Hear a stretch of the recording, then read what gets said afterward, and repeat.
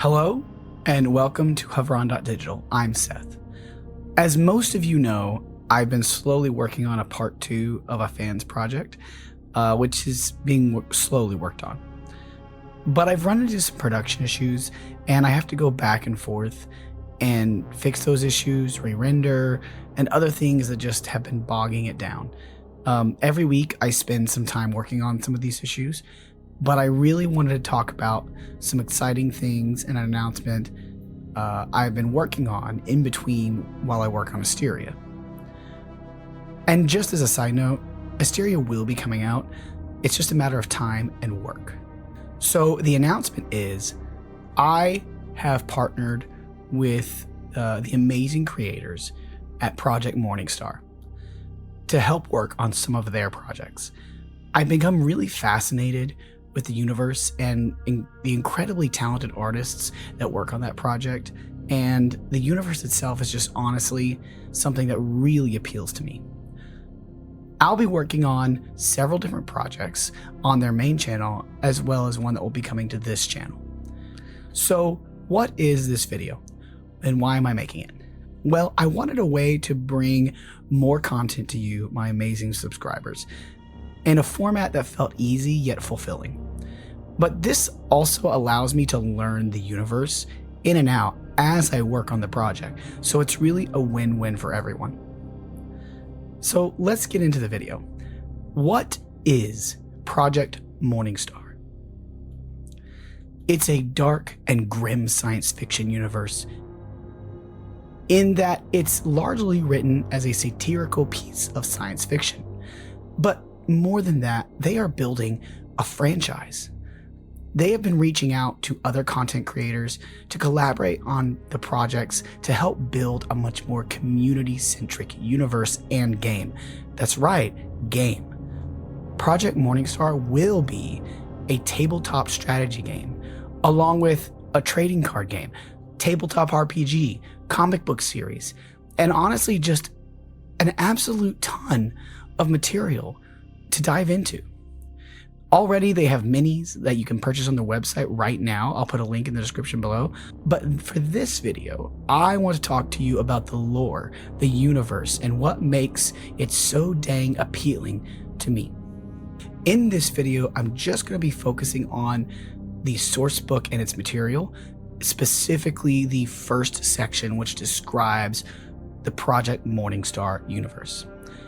In my opinion, it's written to make fun of things in our modern existence, but also feels like a what-if scenario of what capitalism could become in its most extreme form. Within the source book, which I'll link down below, it reads, Morningstar is a universe where the wealthiest became the de facto rulers of the human species. So imagine people like Jeff Bezos or Zuckerberg and others not just having some kind of shadow influence or however you perceive billionaires influencing our current world. It's like they were those people, but also the people who made the laws. It's the people who decided what your rights are, if you even have any.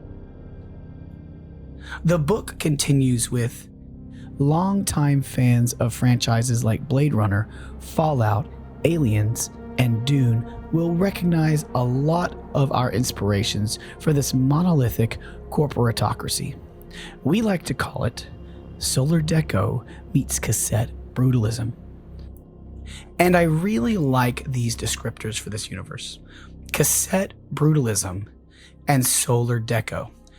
These words should feel familiar to you if you know terms like cassette futurism and solar punk, and one of my favorite terms, lo-fi sci-fi, which is kind of the theme artistically behind some fan favorite science fiction universes like Alien.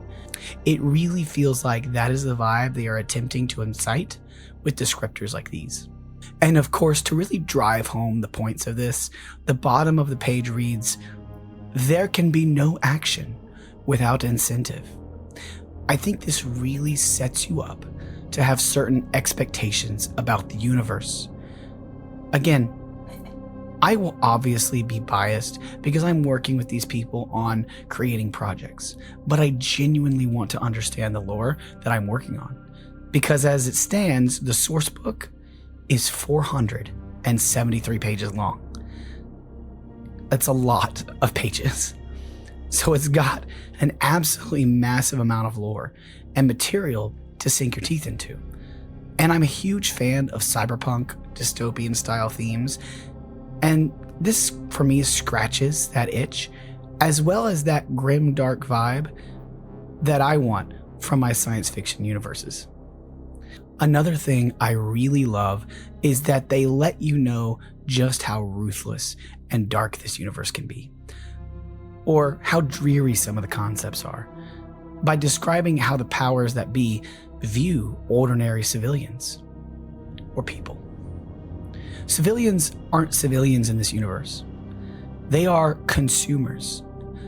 The idea of my identity of a civilian being only considered as a consumer is an uncomfortable thought to me. Something about this small detail to me sets up how we can view the lens of Morningstar's lore. Everything is for profit. When we're talking about humans, every single fabric of existence for humanity is reduced down to a monetary value, which to me is a perfect example of how this universe does and portrays science fiction satire. Another part that really intrigues me is the focus and use of language and words.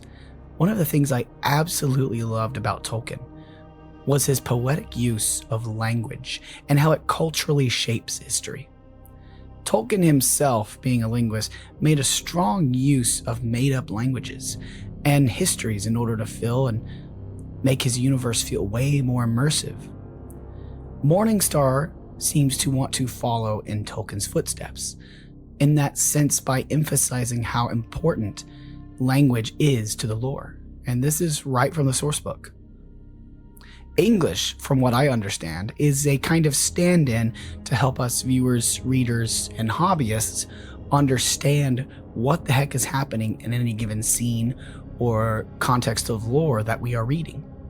If you've seen the show Vikings, there's a similar concept there, especially when the Vikings have their first dinner with the Christian factions in England and immediately come across the issues with language barriers, but allow you, the viewer, to hear the exchange in English and the ancient languages interchangeably. To me, this really immerses the viewer or reader into the universe that the author is trying to set up. But the super soldiers, called the Barakan Elite, which will have their own lore video, speak a language called Utar. I hope I'm pronouncing that right. The source book goes out of its way to let you know these are invented conlangs, which is a shortening of consumer and language. So already within the first few pages, they are throwing concepts at you to immerse yourself in this universe. I really enjoy it when reading science fiction when an author does this. It helps me really to prepare myself on how the author wants me to view certain situations and contexts going forward. They also go on to discuss that the distances between space play a heavy role in the shaping of this universe. As you know, space is big, like unfathomably big. And traveling to other stars is an enormous undertaking.